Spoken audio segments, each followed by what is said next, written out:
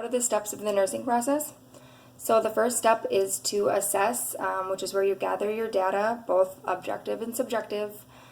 The next would be to diagnose based off of the data that you collect. Objective meaning the things that you see, vitals, and subjective meaning things that your clients stated.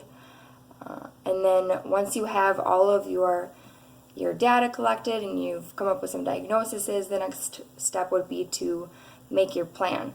The plan part includes which diagnoses are the most important. That's what you're going to want to plan around and focus in on, and you are also going to come up with the long and the short-term goals.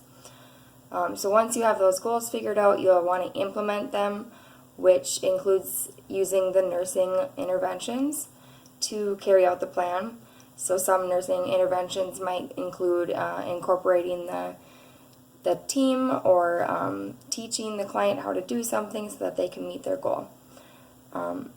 So once all of that's gone through, then the last step is to evaluate. So you'll go back, look at what the patient's goals were, see where they're meeting the criteria. If they're not, then you can kind of reevaluate, you can reassess, and go through the whole nursing process again to modify the plan. And then the last question was, how does the nursing process assist in prioritizing care?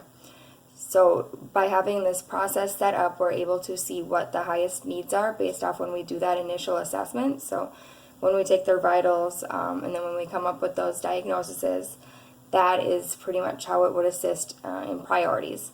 So example, you take vitals and the O2 sats are really low, you're going to know that you're going to need to make that a priority because breathing is our priority.